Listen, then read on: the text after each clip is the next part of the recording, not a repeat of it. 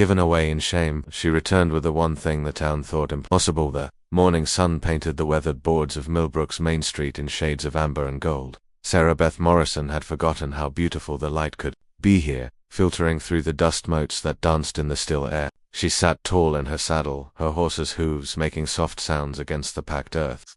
As they moved slowly through the heart of the town she'd left behind 5 years ago. 5 years, it felt like a lifetime. The familiar buildings stood like silent witnesses to her return. Murphy's General Store, with its faded green paint and crooked sign. The dusty Rose Saloon, where piano music had once drifted out into the evening air. The old church, its white steeple reaching toward heaven like a prayer made of wood and faith. Everything looked smaller than she remembered, older, more worn by time and weather, and the weight of secrets that small towns carried like stones in their pockets. Sarah Beth drew her horse to a stop in front of the church and took a deep breath. The air tasted of sage and distant rain, of memories both sweet and bitter. She could feel eyes watching her from behind curtains and through storefront windows. Word traveled fast in a place like Millbrook. By now, everyone would know that Sarah Beth Morrison had come home, the same Sarah Beth Morrison who'd left in disgrace, carrying nothing but a carpetbag and a heart full of shame. She dismounted slowly, her boots touching the ground with a soft thud. Her traveling dress was simple but well made, the deep blue fabric unmarked by trail dust. Her hair, once wild and untamed, was now pinned back in a neat arrangement that spoke of discipline and careful attention. Everything about her had changed, yet everything remained the same. The church door opened with its familiar creak, and Pastor Williams stepped out onto the wooden steps. He was grayer now, his shoulders more stooped, but his eyes held the same kindness they'd always carried. Those eyes had been the last friendly ones she'd seen before leaving Millbrook. "Sarah Beth," he said quietly, his voice carrying across the space between them like a gentle hand. "Welcome home." The words hit her harder than she'd expected. Home, such a small word to carry so much weight, so much hope and fear and longing all twisted together like threads in a tapestry. "Pastor Williams," she replied, her voice steady despite the emotions churning in her chest. "It's good to see you again." He descended the steps slowly, and she could see him studying her face, searching for the frightened girl who'd left all those years ago. "You look well, child. Different, but well, different." That was one way to put it. The girl who'd left Millbrook had been broken, cast out by her own family, whispered about in parlors and general stores. She'd been 19 years old and pregnant, unmarried, and considered beyond redemption by nearly everyone who'd ever known her. The woman who'd returned was something else entirely.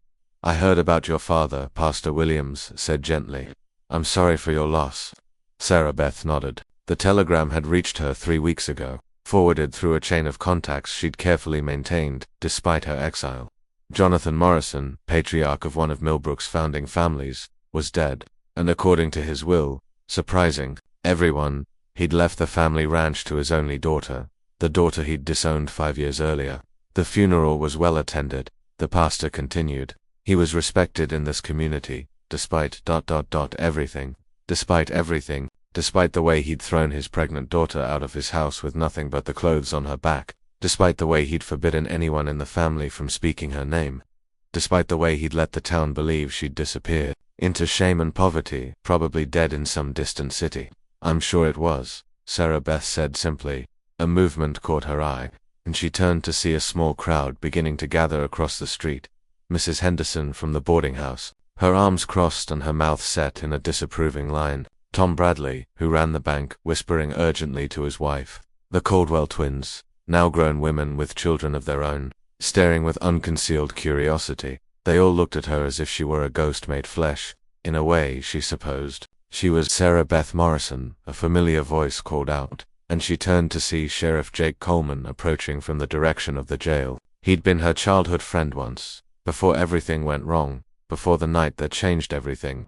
Sheriff Coleman. She greeted him formally, though she could see the questions in his eyes, the same questions that had haunted both of them for years. He stopped a few feet away, his hand resting casually on his gun belt in a gesture that might have looked threatening if not for the confusion and old pain written across his face. "Folks are saying you've come back to claim the ranch." "That's correct. Folks are also wondering, He paused, glancing around at the growing crowd of onlookers. "Well, they're wondering a lot of things." Sarah Beth followed his gaze to the faces, watching them. She could read the questions there as clearly as if they'd been written on paper. Where had she been all these years? How had she survived? What had become of the child she'd carried when she left? Most importantly, why had her father left her everything when he'd spent 5 years acting as if she'd never existed? I'm sure they are, she said calmly. Small towns do love their mysteries. This ain't about mystery, Sarah Beth, Jake said, his voice dropping lower. This is about truth, about what really happened that night. The night, even now, 5 years later, nobody could bring themselves to say it aloud. The night Thomas Caldwell, the mayor's son, had forced himself on her behind the church after the harvest dance. The night she'd fought back and he'd fallen, hitting his head on a stone. The night everyone had assumed she was lying when she'd tried to tell them what really happened. After all, Thomas came from a good family. Sarah Beth was just Jonathan Morrison's wild daughter, known for her temper and her stubborn streak. When Thomas had died from his injuries, it was easier to believe she'd led him on, and then killed him in cold blood, than to accept that their golden boy had been capable of such violence. The truth, Sarah Beth repeated softly. Yes, I imagine this town has had quite enough of avoiding that. She reached into her saddlebag and pulled out a leather portfolio, worn smooth by years of handling. From it, she withdrew a folded piece of paper, yellowed with age. Before I left, she said, loud enough for the growing crowd to hear, I wrote down everything that happened that night. Everything Thomas Caldwell did to me. Everything I did to defend myself. I sealed it and gave it to someone I trusted to keep it safe. A murmur ran through the crowd like wind through wheat. Sarah Beth could see faces changing, some growing pale, others hardening with denial. I also left instructions, she continued, that if Thomas Caldwell's name was ever cleared publicly, if I was ever vindicated, this document should be opened and read aloud in the town square. Sheriff Coleman's face had gone ashen. Sarah Beth, what are you saying? She smiled then, the first real smile she'd allowed herself since returning to Millbrook. I'm saying that 3 months ago, a dying man in Denver made a confession to his priest. A man who'd witnessed what happened behind the church that night, but had been too afraid to speak up when it mattered. The silence that fell over the street was so complete that Sarah Beth could hear the wind moving through the cottonwood trees at the edge of town. The priest wrote to Pastor Williams, she continued, nodding toward the older man, who was watching with tears in his eyes, and Pastor Williams wrote to me. The witness described everything exactly as I'd written it down 5 years ago, every detail, every moment of that terrible night. She unfolded the paper in her hands, and several people in the crowd took involuntary steps backward. The truth, Sheriff Coleman, is that Thomas Caldwell was a rapist who died when his victim fought back to save herself. The truth is that this town chose to destroy an innocent girl rather than admit that their golden boy was capable of such evil. Mrs. Henderson spoke up from across the street, her voice shrill with indignation. Even if that's true, you still killed him. You still left town in disgrace, pregnant and unmarried. Yes, Sarah, Beth said simply. I did leave pregnant and unmarried, and in disgrace. She reached into her saddlebag again and pulled out something that made several people gasp. It was a small wooden cross, beautifully carved, the kind given to honor graduates from the finest seminaries in the country. But I didn't leave alone, she said quietly. And I didn't stay unmarried. The revelation hit the crowd like a physical blow.